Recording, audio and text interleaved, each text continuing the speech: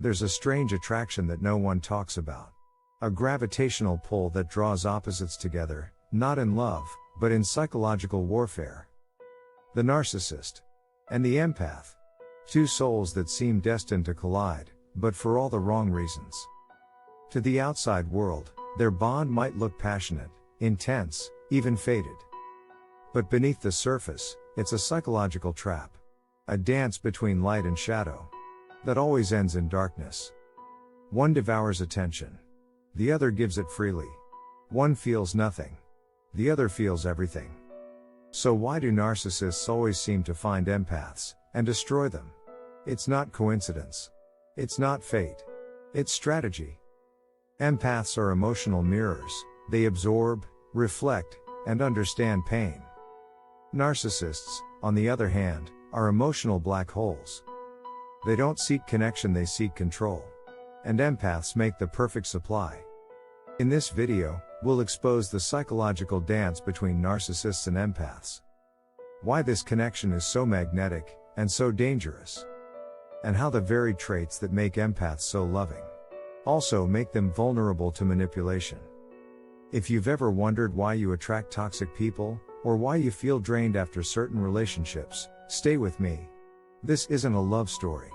It's a warning. This isn't just emotional abuse. It's a calculated system. And it starts with attraction. Point 1. Narcissists crave what empaths offer. At first glance, the narcissist and the empath seem like opposites. But beneath the surface, they're locked in a cycle of emotional transaction. Narcissists crave admiration, control, attention. They need someone who will validate their fragile self-image, feed their ego, and absorb their dysfunction without resistance. Empaths? They're wired to heal, to understand, to give people the benefit of the doubt, especially those in pain. To the narcissist, this isn't just attractive. It's irresistible. An empath will listen without judgment. They'll explain away toxic behavior. They'll stay long after others would walk, hoping their love can fix what's broken.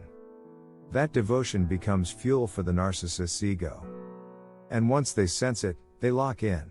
What looks like chemistry is often a setup. The narcissist becomes who the empath wants. For a while. They mirror their kindness, feign vulnerability, build false intimacy. But it's not connection. It's collection. They aren't bonding with the empath, they're harvesting them. The empath feels seen. The narcissist sees opportunity. That's where the trap begins. Point 2. Empaths normalize dysfunction. Empaths aren't just compassionate, they're adaptive. They adjust to chaos, explain away cruelty, and seek meaning in pain. And narcissists exploit this. To an empath, a narcissist's cruelty might look like trauma. Their coldness might seem like hurt. Their manipulation might be mistaken for fear. The empath begins to rationalize. They're acting this way because they were wounded. They just need someone to stay. They don't mean to hurt me. They're hurting too. This mindset makes the empath tolerant. Too tolerant. They excuse lies.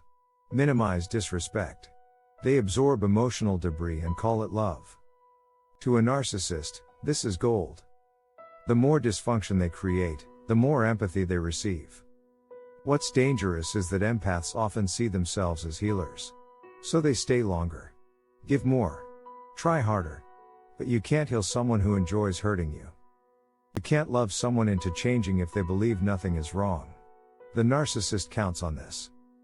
They know the empath's compassion becomes a cage. One they never have to lock, because the empath holds the key and refuses to leave. Point 3. The narcissist-empath trauma bond. What starts as emotional intimacy becomes a trauma bond. Narcissists don't just love bomb empaths, they condition them. They alternate between praise and punishment, affection and neglect. And the empath, desperate to restore the original good times, stays stuck in survival mode. This cycle creates a neurological addiction. The highs feel euphoric. The lows feel devastating. And the unpredictability becomes the hook. Each moment of validation feels like relief. Each withdrawal feels like withdrawal. The empath starts living for the narcissist's approval. And over time, the relationship stops being about love. It becomes about not being abandoned. This is the trauma bond, a loop of hope, hurt, and helplessness. The empath believes they can rescue the narcissist, and the narcissist believes they own the empath. Breaking free isn't just hard. It's disorienting. Because the pain feels familiar. And the hope, no matter how small, feels sacred. But here's the truth, it's not your job to fix them. It's not your fault they're broken. And it's not love if it erases you. A trauma bond isn't connection. It's captivity. Point 4. Empaths must learn boundaries. The antidote to narcissistic manipulation isn't cruelty. It's boundaries. Empaths have an incredible gift. The ability to feel deeply, care profoundly, and connect soulfully. But without boundaries, that gift becomes a liability. Narcissists don't respect boundaries. They test them, push them, and when they break, they blame them for bleeding. Empaths often confuse boundaries with being mean or selfish. But boundaries are not walls. They're filters, to protect your energy, your peace, and your identity. Learning to say no, to walk away, to stop explaining. These aren't acts of cruelty. They're acts of self-rescue. A healthy empath isn't someone who heals everyone. It's someone who knows that not everyone deserves access to their heart. The truth is, narcissists don't change because of love. They change, if ever, because of consequences. And the strongest consequence an empath can give is silence. Walk away. Let the chaos implode without you. Protect your light. Because when an empath learns boundaries, the narcissist loses power. The spell breaks. And the cycle ends. The relationship between narcissists and empaths is not romantic, it's parasitic. It's not destiny. It's design. But awareness is everything.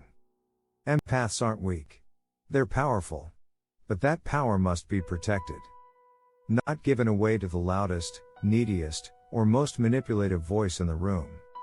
If you've been drained, devalued, or dismantled by someone you tried to love, it's not your failure. It's their pattern. And you don't need to fight to prove your worth. You only need to remember it. Choose boundaries over people pleasing. Choose self-respect over rescuing. Choose peace over potential. Because when an empath reclaims their power, the narcissist fades. And in that silence, you finally hear your own voice again. You don't need to heal them. You need to protect you. The bond between a narcissist and an empath was never love. It was survival. Strategy. Supply and demand. And when you see it for what it is, the illusion crumbles. This connection didn't break you. It revealed you. Your ability to feel deeply is not a flaw, it's a gift. But even gifts need guardianship. Empaths don't need to be less kind, less loving, or less open. They just need to be more discerning. You are not here to be consumed by people who refuse to nourish you. You are not responsible for healing those who enjoy causing harm. And you are not unlovable because someone treated your empathy like a weakness. Real love doesn't demand you shrink. It doesn't feed on your silence. It doesn't punish your boundaries. It sees you. It cherishes you. It protects you. So if you've walked through fire trying to fix someone who only burned you, let this be your turning point. You don't need closure. You need clarity. And that starts with one decision: to choose yourself. Because when the empath finally walks away, not in anger, but in truth, the cycle ends. And in the space that silence creates, you begin again. Subscribe for more breakdowns of power, manipulation, and the psychology of healing.